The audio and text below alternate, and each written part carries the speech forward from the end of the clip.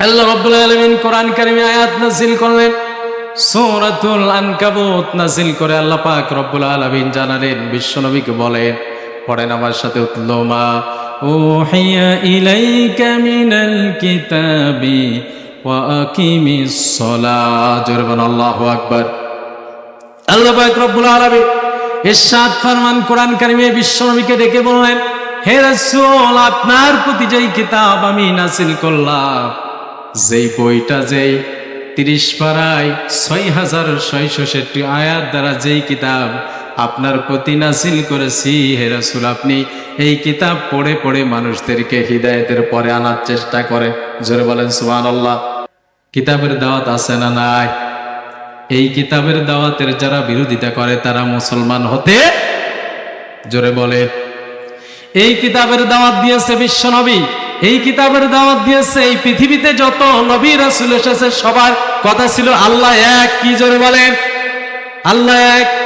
আল্লাহ পাক রব্বুল আলামিনের কোরআনের দাওয়াত দিয়েছে। বিশ্বনবীকে বললেন, হে রাসূল, আপনার প্রতি কোরআন নাযিল করলাম, আপনি এই কোরআন পড়েন এবং মানুষদেরকে জানান, মানুষদেরকে সিরাতাল মুস্তাকিমের পথে আনার জন্য চেষ্টা করার দরকার আছে না নাই?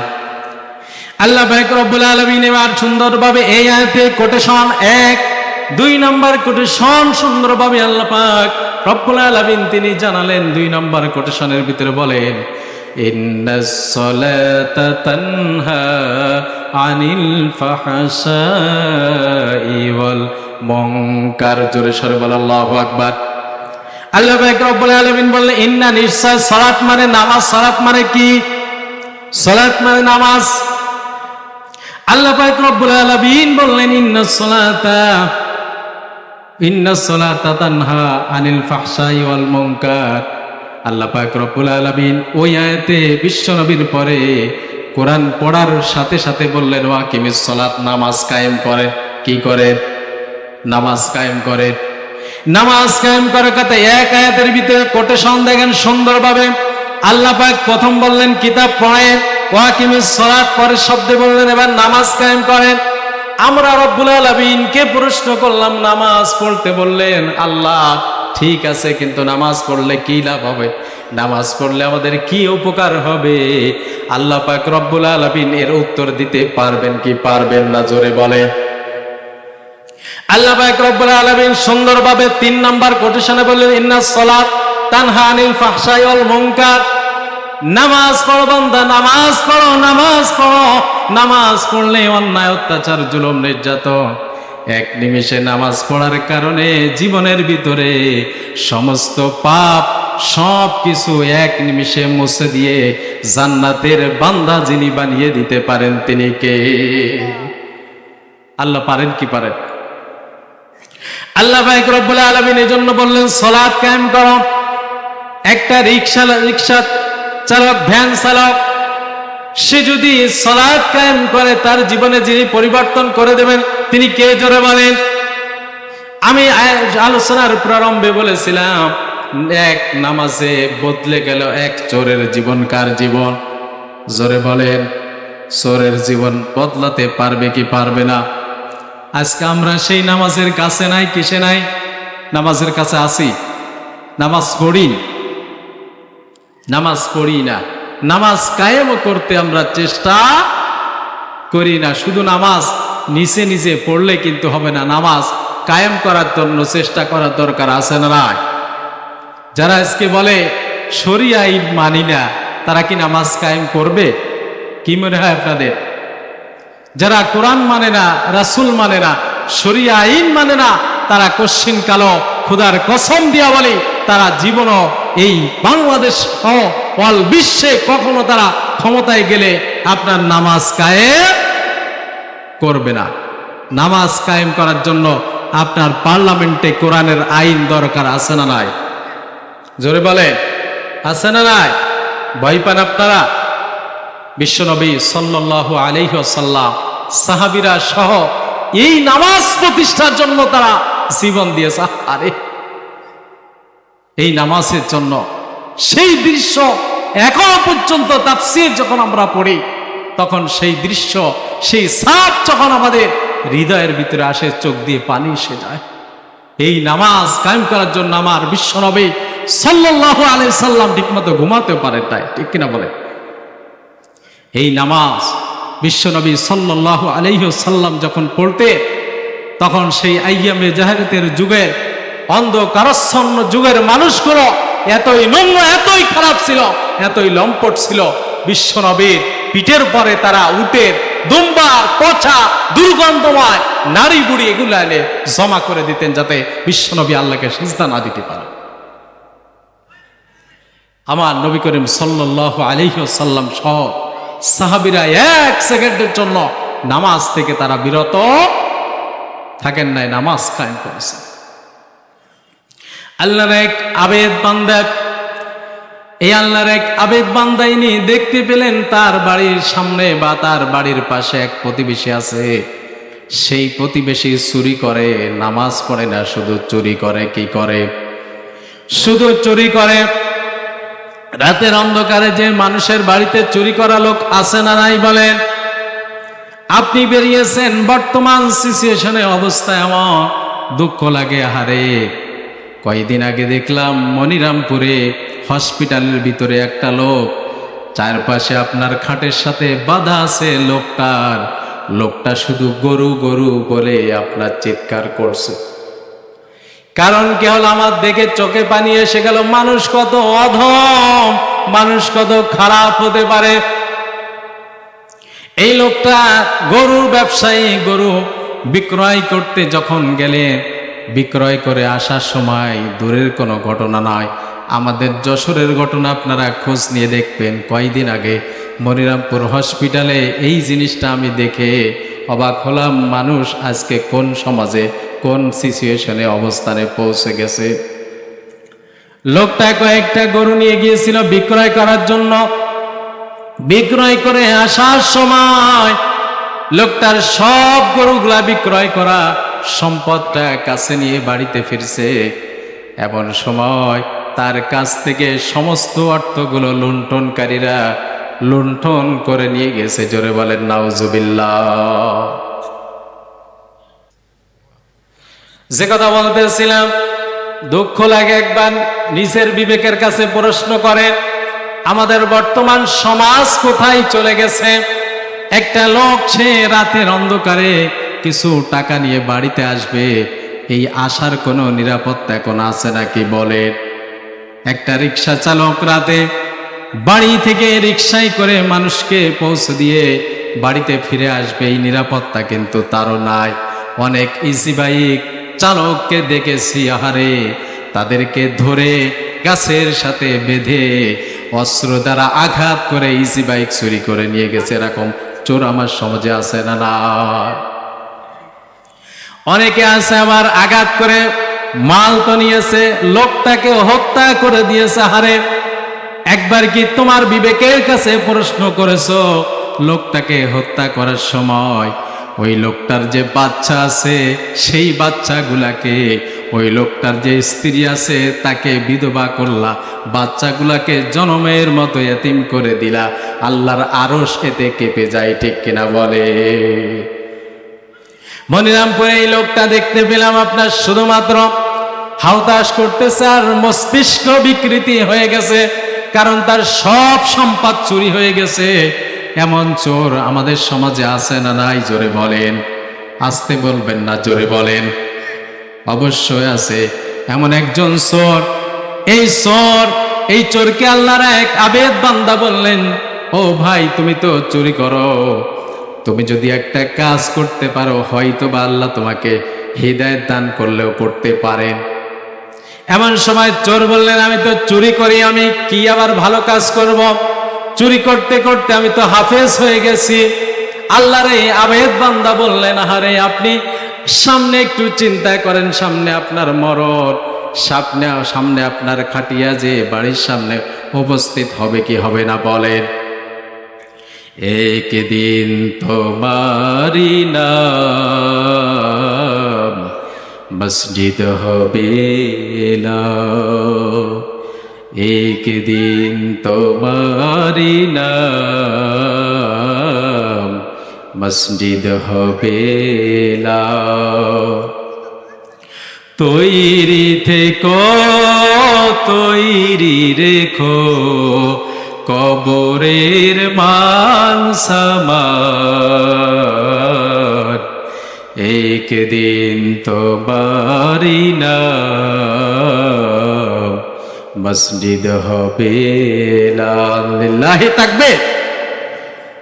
আল্লাহর আয়াত বান্দা এই লোকটাকে বললেন, সামনে তোমার বাড়ির সামনে খাটিয়া এসে উপস্থিত হয়ে যাবে, মসজিদে, বাড়ির পাশের মসজিদে তোমার নাম ধরে এলান হবে। এমন একটা সিচুয়েশন আসার আগে তোমাকে আমি একটা পরামর্শ দিই, তুমি চুরি করো কিন্তু তোমার জীবনে তুমি এখন থেকে নামাজ কায়েম করা শুরু করে দাও। লোকটি বললেন, হুজুর আমি তো চুরি করি। বললেন, হ্যাঁ তুমি চুরি করো, তাতে কোনো সমস্যা নাই। আল্লাহ বললেন, ইন্নাস সালাতা তানহা আনিল ফাহশাই ওয়াল মুনকার, নামাজ কায়েম করো। নামাজ কায়েম করলে চুরি যিনি বন্ধ করে দিতে পারেন তিনি কে? নামাজ কায়েম করলে এরপরে আপনার খারাপ কাজ, জেনাকারীর জেনা বন্ধ করে যিনি দিতে পারেন তিনি কে? নামাজ কায়েম করলে 40-50 বছর ধরে গুনাহ করেছে বৃদ্ধা বাবা, নামাজ কায়েম করে আল্লাহর কাছে দুহাত তুলে প্রার্থনা করেন, রাতের অন্ধকারে 2 রাকাত তাহাজ্জুদ নামাজ পড়ে চোখের পানি ছেড়ে দিলে, চোখের পানি জমিনে পড়ার আগে 40 বছরের গুনাহ মাফ করে জান্নাতের মেহমান যিনি বানাতে পারেন তিনি কে? পারেন কি পারেন না? আল্লাহর এই আবেদ বান্দা যখন এই পরামর্শ দিল, তুমি চুরি করো কিন্তু তুমি নামাজ ধরো, নামাজ ধরো, নামাজ ধরো, চুরি করো তাতে কোনো সমস্যা নাই, চুরি করো কিন্তু নামাজ ধরো। এমন সময় এই বান্দা নামাজ পড়া শুরু করে দিলেন। নামাজ পড়া শুরু করে দেওয়ার পরে তিনি নামাজও পড়েন, চুরিও করে। এমন সময় একদিন তিনি ঈশান নামাজে দাঁড়িয়ে গেলেন নামাজ পড়ার জন্য। যখন ঈশান নামাজে দাঁড়িয়ে গেলেন, দাঁড়ানোর পরে ইমাম সাহেব সূরা পড়ছেন, এমন সময় সূরা নিসা তিলাওয়াত করছেন। সূরা নিসার এই আয়াত ইমাম সাহেব নামাজের ভিতরে পড়লেন, ইন্নাল্লাহা কানা আলাইকুম রাকিবা। জোরে বলেন আল্লাহু আকবার। আল্লাহ পাক রব্বুল আলামিন এই আয়াতে বললেন, এই পৃথিবীতে যত মানুষ আছে, যত বান্দা আছে, সব বান্দা সদা সর্বদা যার পর্যবেক্ষণে থাকে তিনি কে? আমরা এখানে মাহফিলে আসছে, আল্লাহ দেখেন কি দেখেন না? জোরে বলেন। মাহফিলে এসে বসেছেন, জীবনের গুনাহ যিনি দেখে দেখে মাফ করে দেবেন তিনি কে? জোরে বলেন। আজ যারা মাহফিলে আসে না, এই মাহফিলকে নিয়ে হিংসা করে, বলে মাহফিলে যাওয়ার দরকার নাই, সেখানে গেলে শুধুমাত্র রাজনীতির ওয়াজ করবে, রাজনীতির কথা বলবে, এমন লোক আছে না নাই? জোরে বলেন। আল্লাহ পাক রব্বুল আলামিন এজন্য কোরআন কারিমে বললেন সুন্দরভাবে, ইন্নাল্লাহা কানা আলাইকুম রাকিবা, কোন মানুষ আমার পর্যবেক্ষণে বাইরে নাই। এই লোকটা যখন আবেদ বান্দা নামাজে দাঁড়িয়ে গেলেন, হারে নামাজে দাঁড়িয়ে যখন এই আয়াত ইমাম সাহেব পড়লে, লোকটা আয়াতের তরজমা জানতেন, যার কারণে লোকটা সাথে সাথে আয়াত শুনে চোখ দিয়ে পানি ছেড়ে দিলেন। মুহূর্তের ভিতরে এই লোকটার পিছনের গুনাহ যিনি মাফ করে দিলেন তিনি কে? এমন সময় লোকটা চিন্তা করলেন, আহারে আমি যখন কারোর মানি ব্যাগ চুরি করি তখন কেউ না দেখো, যিনি দেখেন তিনি কে? যখন আমি কারোর পকেট থেকে মোবাইলটা চুরি করে নেই আর ওই লোকটা আর্তনাদ করে, ওই লোকটা মাজলুমের মতো আল্লাহ তাআলার কাছে বদদোয়া করে, ওই সময় ওই আর্তনাদ যিনি শোনেন তিনি কে? জোরে বলেন। এজন্য বিশেষ করে আপনার এই লোকটা তখন কাঁদতে শুরু করে দিলেন, নামাজের ভিতরে কাঁদছে, চোখ বেয়ে দিয়ে ঝরঝর করে পানি পড়ছে আর হাউমাউ করে কাটছে। আরে আমি কি করলাম? আমি কার বাড়ি চুরি করেছি? কোথায় কি করলাম? সব কিছু যিনি সদা সর্বদা যিনি দেখে রেকর্ড করে রেখেছেন তিনি কে? খোদার কসম দিয়া বলে আজকে আলোচনা থেকে জন্ম যারা শুনছেন, যারা সামনে আছে, যুবক ভাইরা আপনাদেরকে আহ্বান করে বলি, হাত ধরে পা ধরে বলি, জীবনে অনেক গুনাহ করেছো, কোনো চিন্তা নাই, কোনো টেনশন নাই, নামাজে দাঁড়িয়ে যাও, রাতের অন্ধকারে তাহাজ্জুদ 2 রাকাত পড়ে চোখের পানি ছেড়ে দাও। খোদার কসম দিয়া বলি, তোমার পিছনের সব গুনাহ যিনি মাফ করে তোমার জীবনটা জান্নাতি জীবন করে দেবেন তিনি কে? আল্লাহ পাক রব্বুল আলামিনকে এবার জিজ্ঞাসা করলাম, রব্বুল আলামিন সফল হবে কারা? আমরা সবাই সফল হতে চাই। কি হতে চাই? সফল হতে চাই। আমরা সফলতার মানদণ্ডে পৌঁছানোর জন্য কেউ ফ্ল্যাট বাড়ি নির্মাণ করে 5 তলা 10 তলা আছে না নাই? বলেন। একটা ছেলেকে ইঞ্জিনিয়ার বানিয়েছি, আরেকটাকে ব্যারিস্টার বানিয়েছি, আরেকটাকে লয়ার বানিয়েছি।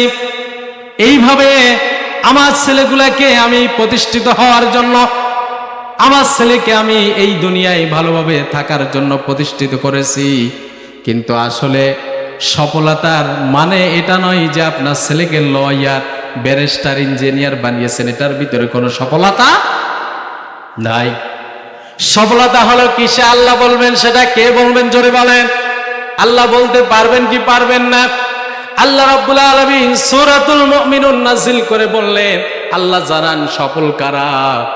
যারা জীবনে 5 তলা 10 তলা বানিয়েছো, যারা বিদেশে যে বিশেষ করে জমি কিনতে কিনতে এলাকার সব জমি কিনে ফেলেছো, এর ভিতরে কোনো সফলতা আছে নাকি? বলেন।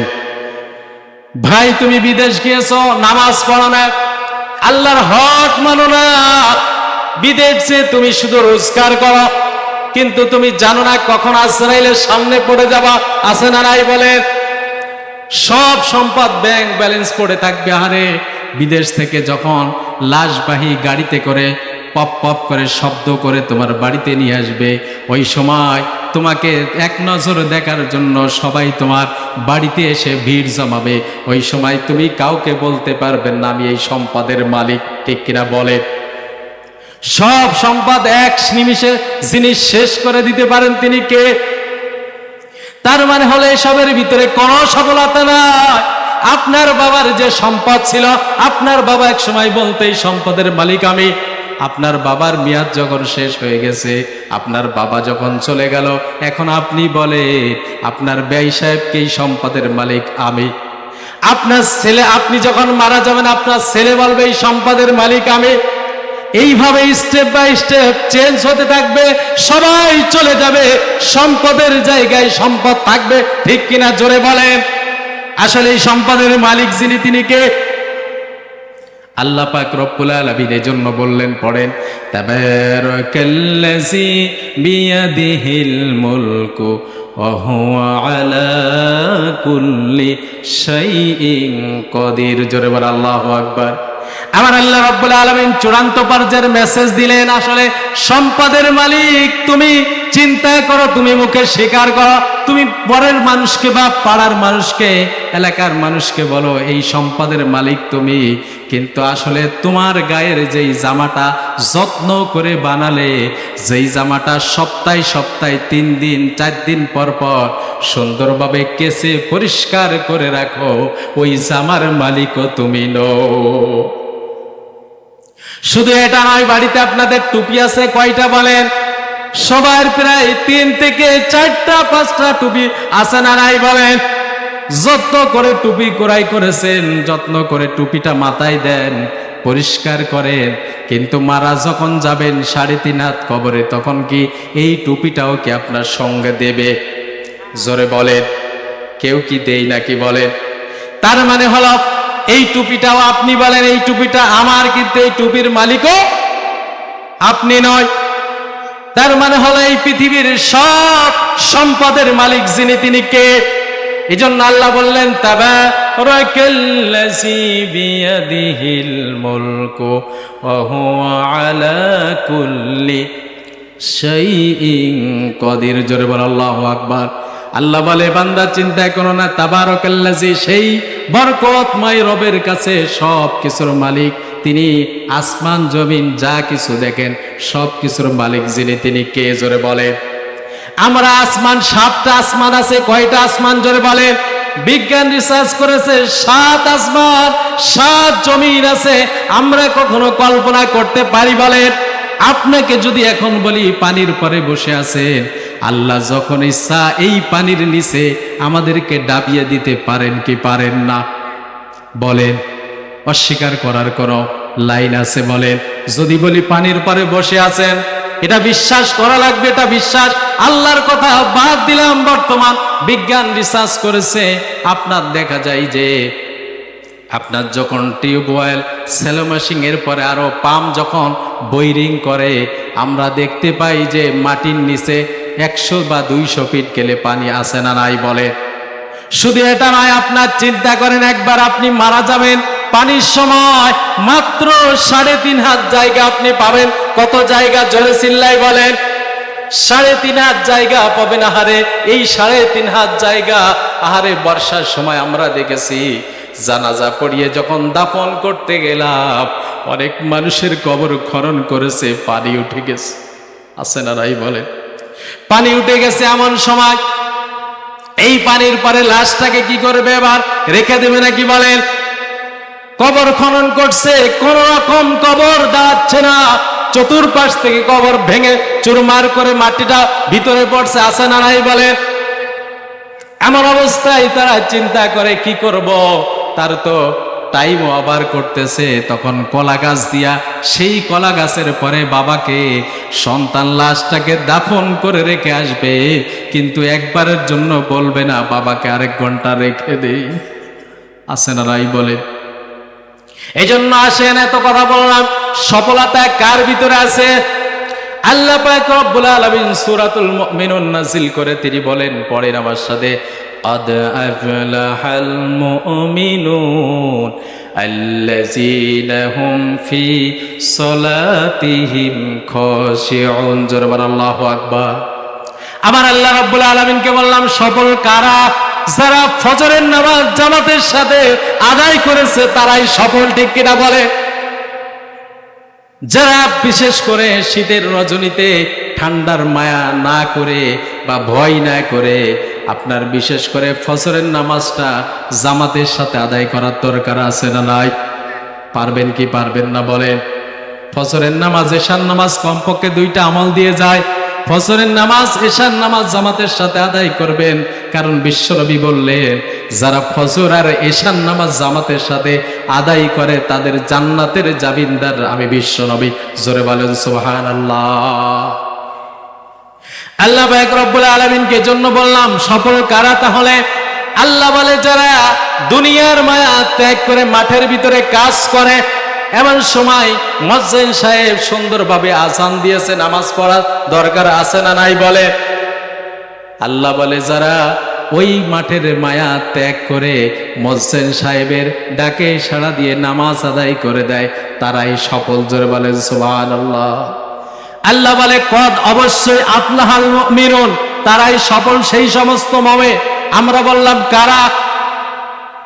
আল্লাহ রাব্বুল আলামিন 2 নম্বর আয়াতে বললেন, আল্লাযীনা হুম ফি সলাতিহিম খাশিউন। জোরে বলেন আল্লাহু আকবার। আল্লাহ রাব্বুল আলামিন বললেন, বান্দারে শোনো, যখন নামাজে দাঁড়াবা ওই সময় খুশু এবং খুজুর সাথে সুন্দরভাবে ধীর স্থিরভাবে নামাজে দাঁড়ানোর দরকার আছে না নাই? নামাজে দাঁড়ালেন, নামাজে দাঁড়ানোর লাগে কেমনে এটাও চিনেন না। নামাজ বলতে বলতে কপালে দাগ হয়ে গেছে, এখনো পর্যন্ত কেমনে নামাজে দাঁড়াতে হয় এখনো পর্যন্ত ঠিক মতো জানে না, এমন লোক আছে না নাই? বলেন। নামাজ পড়তে গিয়েছে, পকেটে বিড়ি আর সিগারেট আছে না নাই? জোরে বলেন। নামাজ পড়তে গিয়েছে, আপনার পকেটের ভিতরে গুলের কোটো আছে না নাই? বলেন। একবার চিন্তা করেন, আপনার আল্লাহ, আপনার রব আপনার দিকে তাকিয়ে আছে, আমার বান্দা আমার সামনে দাঁড়িয়ে গেছে। কার সামনে? জোরে বলেন। আমার রব বলে, বান্দা যখন এই চিন্তায় টেন্ডেন্সি বিশেষ করে নিজের ভিতরে নিয়ে আসবে যে আমি নামাজে দাঁড়ালাম, কেউ না দেখুক, আমার রব আমাকে দেখছে।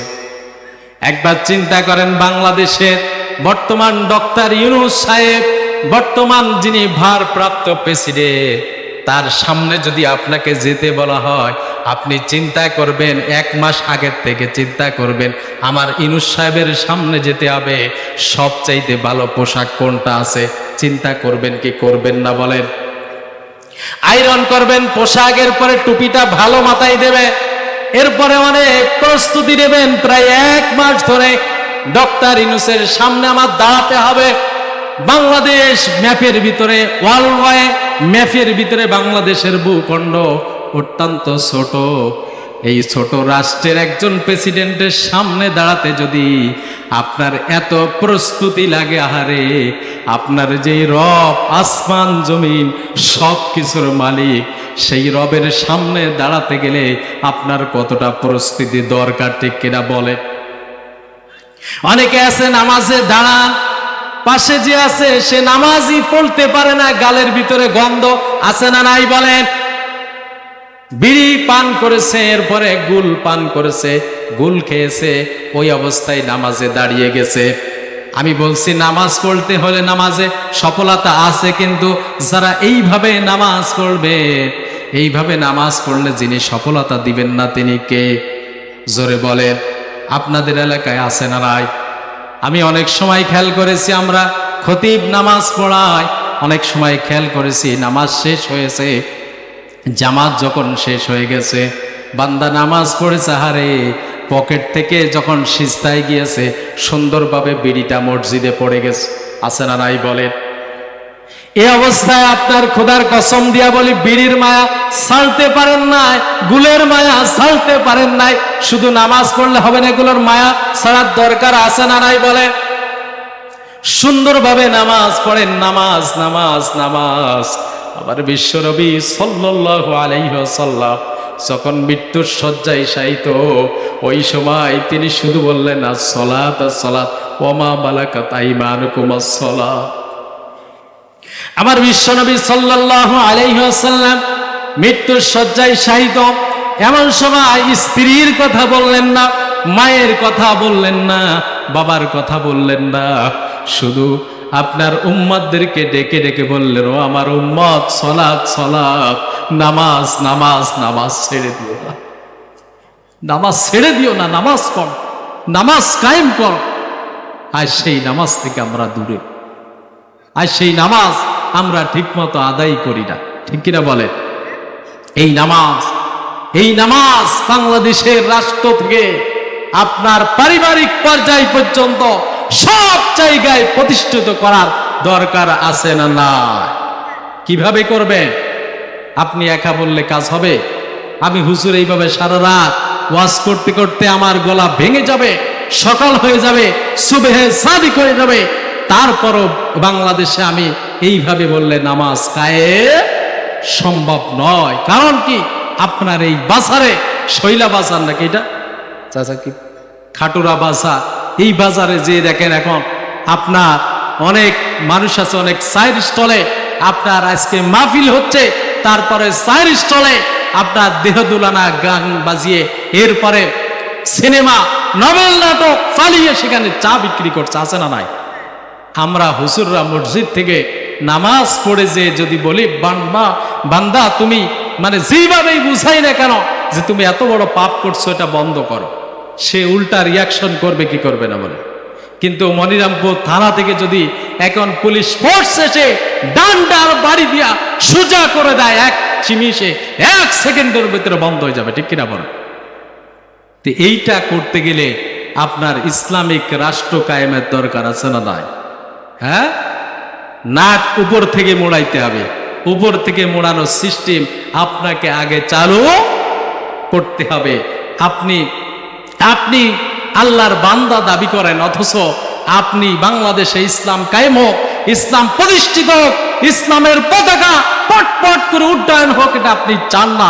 আপনি এখনো পর্যন্ত মুমিন না, মুমিন না, মুমিন না, ঠিক কিনা বল? এখনো মুসলমান হইতে পারেন নাই। কারণ আল্লাহর রাসূল এই নামাজের জন্য, এই কোরআন প্রতিষ্ঠার জন্য সাহাবীরা বাসর সজ্জা ত্যাগ করে, বিশ্বনবী বলেছেন এখন তোমার বাসর গুরুত্ব নয়, এখন তোমার শহীদের ময়দানে সৈনিক সেজে ইসলাম প্রতিষ্ঠার জন্য তোমাকে জীবন দিতে হবে। সাহাবী চিন্তা করেন নাই, 1 সেকেন্ডের জন্য স্ত্রীর দিকে লক্ষ্য করেন নাই। স্ত্রী দেখলেন, আহারে স্বামী আমাকে কেবলমাত্র বিবাহে আবদ্ধ করে নিয়ে আসছে, আর বিশ্বনবী ডেকেছেন, এমত অবস্থায় সে দৌড়াচ্ছে, অথচ আমার মায়া মমতা ভালোবাসা সব এক বিশ্ব নবীর কথা শোনার সাথে সাথে বিসর্জন দিলে এটা কি কারেন্ট পিকআপ। এমন সময় এই সাহাবীর স্ত্রী ডেকে বললেন, স্বামী গো, তুমি আমার দিকে একটু লক্ষ্য করো। কেন লক্ষ্য করব? বললেন, তুমি আমার চেহারাটা, আমার ফেসটা দেখে রাখো, যেন আমাকে কিয়ামতের ময়দানে তুমি চিনে নিতে পারো। এই সাহাবী বললেন, না, আমার দেখার দরকার নাই। যে আল্লাহ দিন কায়েমের জন্য, যে আল্লাহর জন্য আমি আজকে শহীদের ময়দানে ঝাঁপ দিয়ে পড়ব, সেই আল্লাহই কিয়ামতের ময়দানে তোমার সাথে আমাকে পরিচয় করিয়ে দেবে। সুবহানাল্লাহ। আল্লাহ পারবেন কি পারবেন না বলেন? আজকে বলেন, এই জন্য বাংলাদেশে পার্লামেন্ট থেকে পারিবারিক পর্যায় পর্যন্ত সব জায়গায় ইসলাম প্রতিষ্ঠিত হোক, নামাজ কায়েম হোক, এটা চান না? কে কে হাত উঁচু করেন তো দেখি। ইনশাল্লাহ হাত উঁচু করে দেখার কারা কারা চান? লিল্লাহে তাকবীর, লিল্লাহে তাকবীর। আল কোরআনের আলো, আল হাদিসের আলো, লিল্লাহে তাকবীর।